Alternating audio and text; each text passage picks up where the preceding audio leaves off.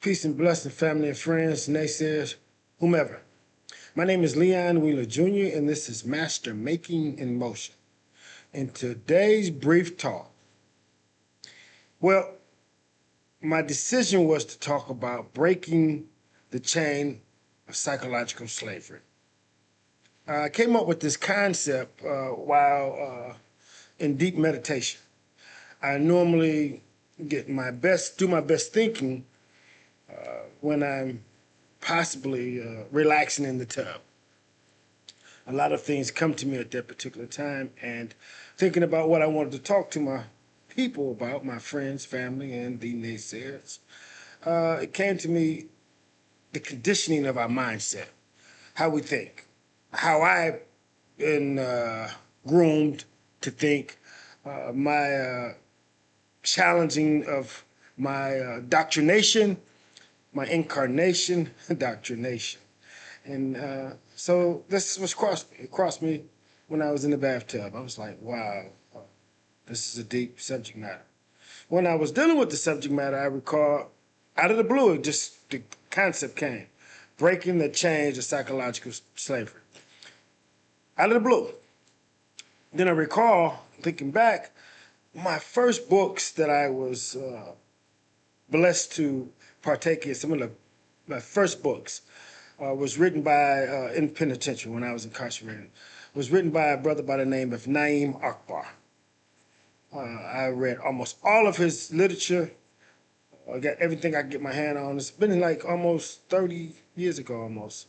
And psychological slavery. And it popped in my mind, psychological slavery. And I didn't make the connection at that particular time. But once I got out the tub and I really started giving some more thought to it, I said, wow, those were your first books. And I sent those books home, a lot of them. Unfortunately, I wasn't able to secure most of them. I was able to get a couple of them. I think Community Itself, another friend of mine had Vision of the Black Man, and Abraham Legacy. Well, I think Abraham Legacy was by Mustafa Alameen. But anyway, they were all small books, very powerful. And it was my first education in psychological thinking. Beautiful books, tied together. That was my thought. And so I get out to tell him, I was like, you gotta see if you can get those books. I looked at it a few times before, and I was blessed to put the order in. That was yesterday when I had that thought. And one of the books came today. Well, actually, two books came today. I only brought one with me to show you, and that's Breaking the Chains of Psychological Slavery. I haven't had opportunity to finish reading it again. Like I said, it's been 30 years since I read it. But I read it quite a few times when I was in prison. Pretty much familiar with the information. What was really intriguing about the scenario is that's 30 years ago, and how the mind can still obtain, or it keeps information kind of somewhat dormant, or it's there. It's in your subconscious mind, I guess, buried somewhere, and it's always there. So that was deep to me. I'm like, wow, this is the concept that you come up with, and it's actually from a book that you read. The first one was Changing Image of Psychological Slavery. I ordered that one too. I won't get that probably for another week or so. But I ordered 4 books from him. Four of the books, I know at least 4 books that I ordered from Naeem Akbar. And I'm going to read them again because I'm sure that my intellect has grown from that particular time. Because like I said, that was some of my earlier literature. Some of the very first books that I read. And again, they were written really, they're not difficult reads. They're must reads too. I think that everybody should read them. I love them. I love Naeem Akbar's philosophy and concept. I don't really know what the brother's doing now, but again, he taught me. He taught me well. Come from the school of thought from the Nation of Islam, Wafdeen Muhammad, whom I love and Rador, which is up here, who's no longer with us. So these were some of my earliest lessons in life. So when I'm thinking about psychological slavery, I'm trying to make a connection. Well, I've made it. But I want to say this before I go any further, though. By no means do I claim to be an authority on this subject matter. As a matter of fact, I'm probably can make the claim, we go across the disclaimer that I'm not an authority on no subject matter other than well, I've studied myself, having an idea who I am and my understanding of what I've been through. I can speak on that with, I guess, a claim of authority, but I'm not an authority on none of the subject matters. But even saying that, I realized that it came to me also in my meditation and my contemplation concept that I think it's probably best, or at least for me at this particular time, to go on record as I really don't know anything. I mean, not as an absolute. I'm a student, so I'm always striving to learn. I can talk about many incidents where I was talking to individuals and they taught me something that I had, and I embraced that. And some of those thoughts I still hold today, but I'm always willing to challenge whatever I've learned, whatever I've heard from anyone that I probably guess subscribed to or whatever. So I want to go on record again that I'm not an authority. I know what doesn't work or what hasn't worked. I can speak from that perspective.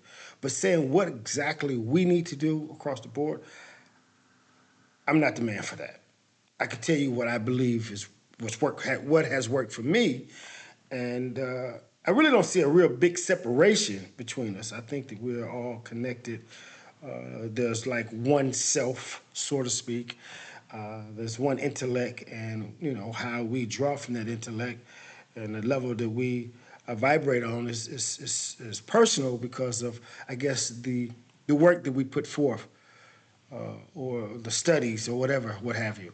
But anyway, not an authority, but I trust the God within. I do believe, without a doubt, that for me today is the best way for me to go is to tap into the God within, the God voice within that's been buried, that I believe exists in every one of us. The God exists in each and every one of us. And everything that we really need to know on whatever level, what we need to know, not what we'd like to know, some things that, but what we really absolutely need to know. I believe, not an authority, that we can tap into that voice within if we make it quiet and we can listen and, dumb down all of the outside noises, distractions, and go within because that's they say God is close in the Quran. They say closer than your jugular vein, and they say God breathed His breath in us and made us living souls in the Bible. Again, I'm not a Bible thumper. I am truly a spiritual person. I don't even know if, and a realist. So I deal with what I think that makes the most sense. So I'm not too pessimistic or too optimistic. I'm in the middle. I'm a realist. I deal with facts, certain things that I've seen to know. And I do notice again, being that I'm not an authority to anything, those facts may change. And I'm okay with that because I'm a student. And I think that's a process of becoming what I strive so dearly to become is a master. I think a master, once you become a master, you are totally in tune. So until I get to that particular platform, I'm going to change my mind as many times as my mind need to be changed. I'm going to accept something today and change it tomorrow if that's what my spirit yearns. And when I say the spirit, I'm saying the God within. So I'm following that. That's my I guess thermometer or my gauge, my mental gauge is to follow the spirit within and trust it. And I have a way of even measuring that. If it doesn't bring any harm to anybody, that's one way to measure whether or not what I believe is coming from the God voice or from my ego or something else. I have a way of measuring that. And maybe we'll talk about that another time. I'm sure we will, because we got to talk about a lot of stuff. Because we had a lot of issues here. And the issue again is today we're just going to tap into. We're not going to go too deep down the rabbit's hole with this, and we're going to have to talk about it because I'm going to read this here shortly and come back and talk about that and read all the 9 books, and we're going to, use those as talking tools in the monologue that we're going to definitely embrace and embark upon. So I wanted to also share a story with you that I read from Robert Greene's book, The 50th Law. He wrote that book in conjunction with 50 Cent. I read that years ago. I used to, I was eating those books up. And there's a story in that book that stood out to me, and it motivates me. And I somewhat live my life based on that. I guess, well, pretty much, my strive is to live it in totality on this mindset. And it wraps back around to what I've already said, what I previously said. Anyway, the story goes like this, and I'm not. I'm paraphrasing. This is not an absolute, so don't. I'm not word from word. It's not verbatim, but you get the gist of the story. And it's about Socrates. Socrates had met the oracle in Delphi. Some people said king or whatever, but it's the oracle. And the oracle had told Socrates that he was the smartest man on the planet. And that kind of baffled Socrates, and he was saying to himself, that's a bit much. I can't see that to be a reality, so I need to challenge this. And he went out in pursuit, looking to find intellectual individuals that he could possibly interview, and find out, that there's other people smarter than him, without a doubt. It has to be. This was his take, and he went on his mission. And Socrates went around and he talked to many, many, many, many, many people. And what he come up with, his conclusion was, he was saying, "Wow, this is.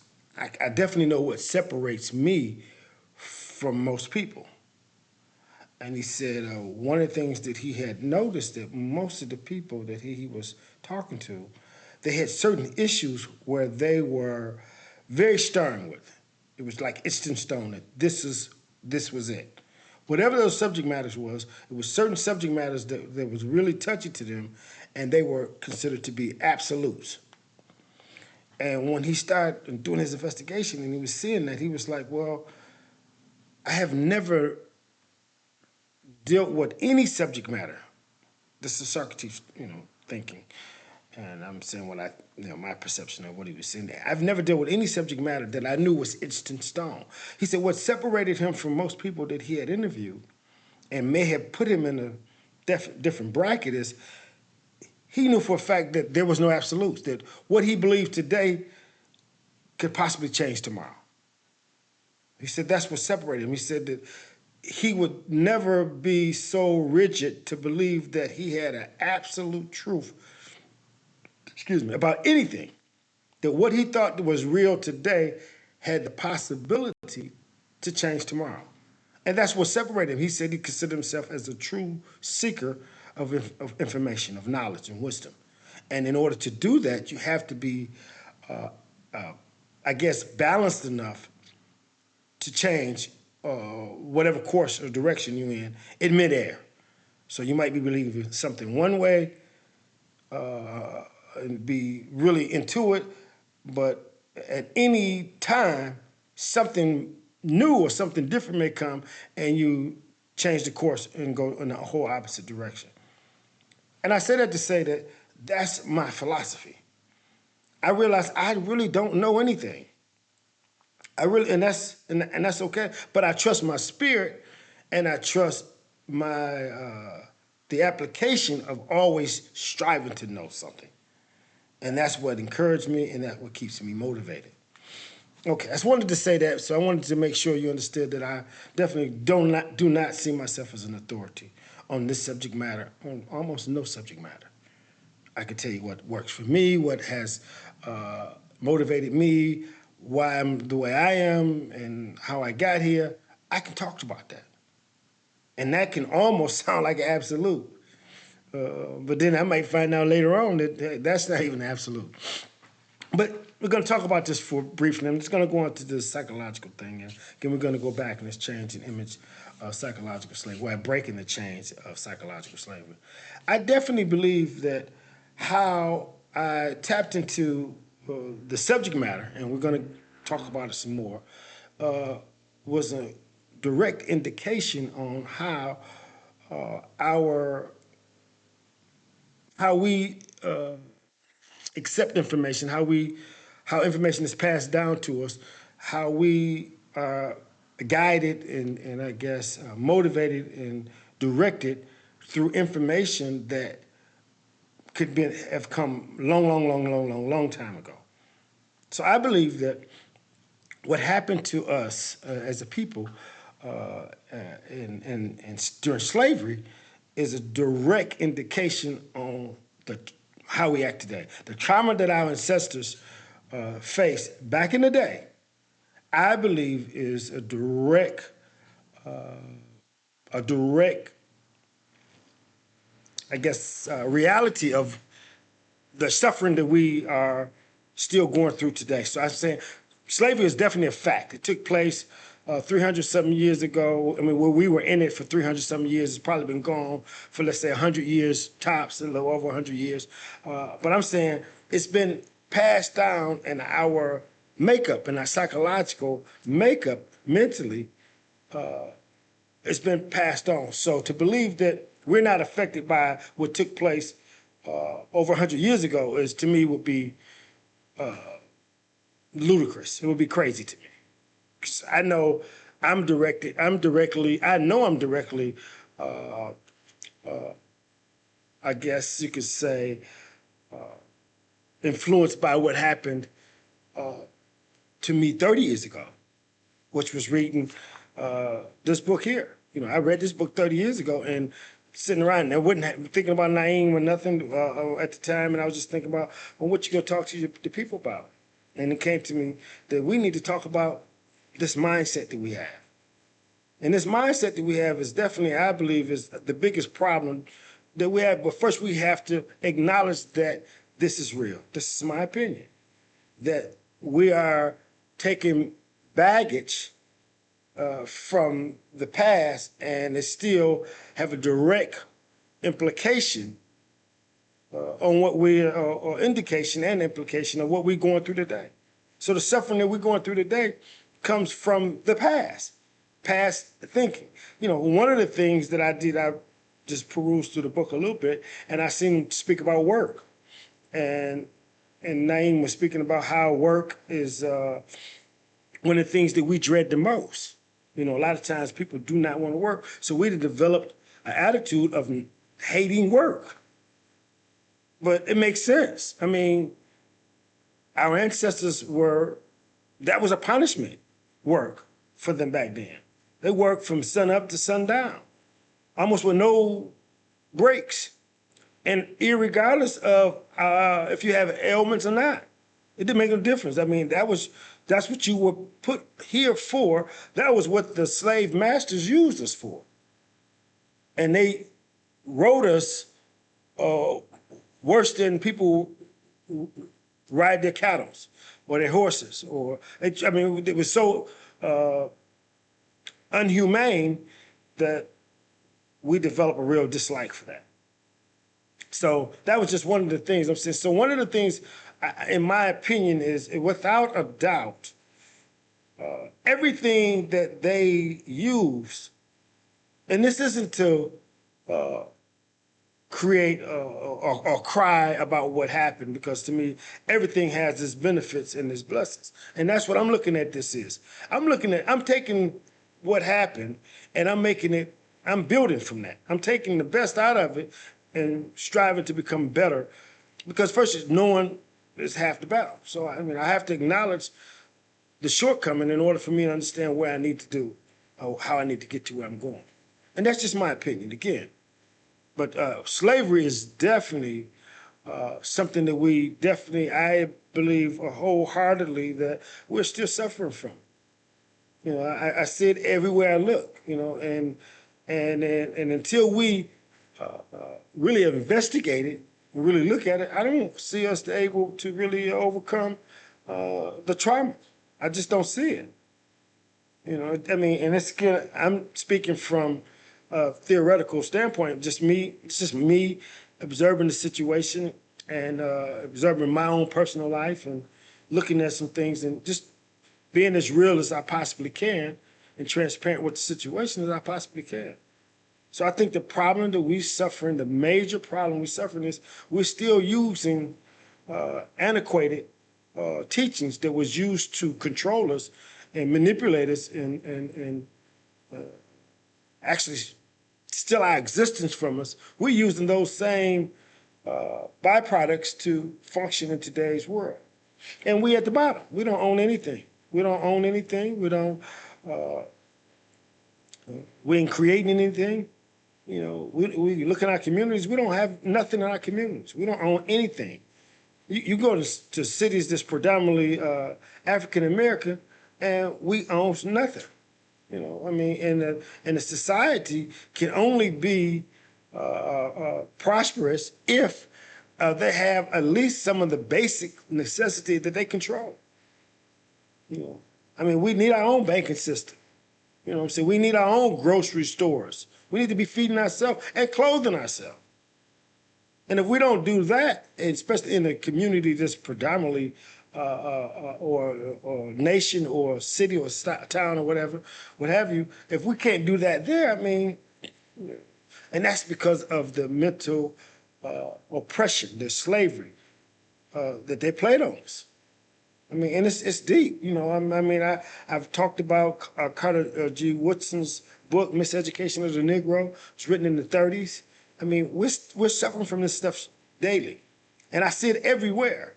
And it keeps us at odds. It keeps us, you know, especially when you talk about the real sensitive subjects. And one of the most sensitive subjects that come to mind in my opinion, is religion. You know, I'm not a religious person, and I grew up in the church. Religion as a whole doesn't fulfill me. I'm not saying it's not good for, but at one point, I recall religiously debating religious ideas and concepts and theories in scripture with other individuals when I was incarcerated. I recall some of those conversations, and I'm going to talk about some of them in the near future because, again, being a student, my question was to learn. I was just wanted to become a better human being. So I wanted to learn, and I pushed myself, and I challenged myself, and I allowed other people to challenge me. And this is what you got today. And again, I'm not saying I'm no authority on anything. Believe what you believe. And then hopefully what you believe make you a better human being, because that's what it's about, being the best human being that you can be. And if you can find that and be that through religion, then that's fine. That's fine. It's not for me because of my personal journey dealing with it tells me that it's not for me. I'm spiritual. I'm spiritual. You know, I mean, I believe in the God within. I'm tapping into, and if at all possible, probably the next thing that in the near future that I'm gonna do, probably will really try to get to know some of the old African spiritual practices, what some of the ancestors practiced in Africa before the event of colonialization, before racism and white supremacy, before they came over here and whitewashed our minds. And again, I mean, this isn't an attack. This isn't to suggest that the white man is our enemy or nothing like that. I mean, but whoever your enemy is, if you got to pay attention. Systems. It can possibly be a system. You know, a system that just so happened to use the complexion to divide us. But in all honesty, my belief is that, you know, we're all one, but our thinking is what makes us different and how we've been programmed. So if you take a dog and you beat him and beat him and beat him, eventually that dog is going to attack you because it developed a certain mindset that every time he see you or he know you going to do some harm to him or her. So you develop these mindsets and it become prevalent. It becomes a reality. But this isn't to attack anybody. It's to motivate us to become the best that we can be. And unfortunately, you may have to abandon or walk away from your religious ideology in order to free yourself. Or you can stick there. It's up to you. It's not for me. It's not for me. I'm not following any religious dogma today. And I got an idea about some of the stuff that, and again, to me, that's the chain. That's the chain. That's the psychological slavery. The stuff that they breathed in us, beat in us, is what keeps us in that mental capacity, us being a slave. And I want freedom. I want mental freedom. Because physical freedom, I mean, I'm not a physical slave now, even though you still could do physical slave stuff if you're mentally enslaved.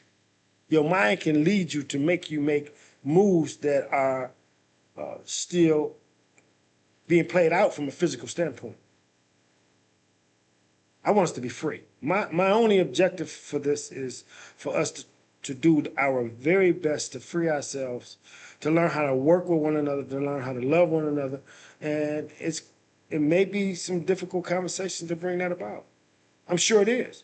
Because it's not, I mean, this is not, ain't nothing soft about it. So why should I talk to you from that perspective? Why should I talk to you as if you're a baby? You're not soft. We're not soft. We've already been through the worst that they can put us through.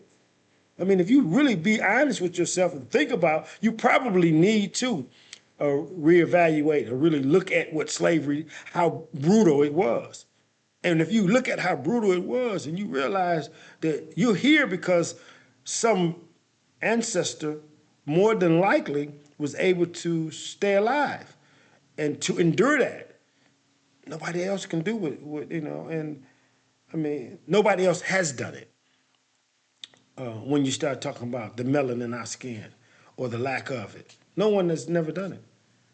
And I do believe, and this is again a belief, I'm not a scientist, not a contemporary scientist by way of the scholarships and the plaques on the wall, but I'm a scientist in my wisdom and knowledge of being connected and in tune with the God within me.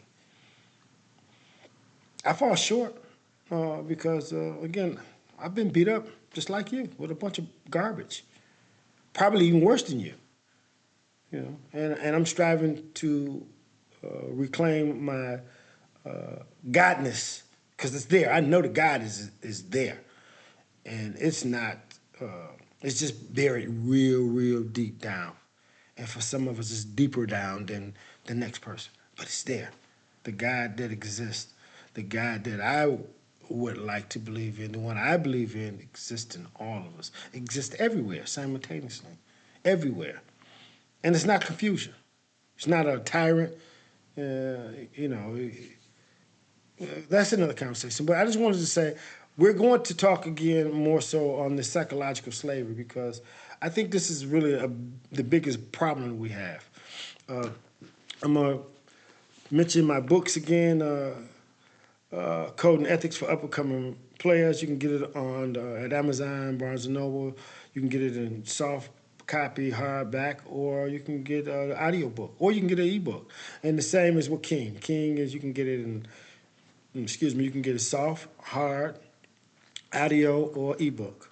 And you can get them at Barnes & Nobles or Amazon. Great books. I ask that you dive into them and you can learn some stuff that you may not know. And if I'm not mistaken, I'm not. Yeah, you're gonna learn about this brand of mindset from Naeem in his books.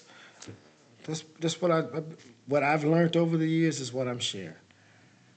And I've studied a lot. And again, I'm not saying nothing that I know or nothing that I have learned is the ultimate truth, the only way. I'm not saying that. I'm saying it's a way. It's a way that I've traveled, and I ask that you take up the time to dive into it and see if it can help you. I believe it can. I know I've made a transformation that I am totally proud of, and still striving to be better each and every day. So, if I said anything in this brief monologue, it was a little longer than I expected to go, but it was necessary because that's what happened when you talk to a striving master in the making, a striving master in the making. The conversation can go anywhere. And so if I said anything that could help you or you're someone that you know, I ask that you share it with them. I ask that you share it, and I ask that you like and subscribe to the channel. And I'll accept any feedback. You know, if somebody got some feedback, actually put it in a comment. And you know, let's talk about it. Let's motivate me to motivate us. You know, I'm striving to build this channel, and I need your help. You know, and your inspiration and your critique. So, as always, I come as I leave as I come. In peace. Be.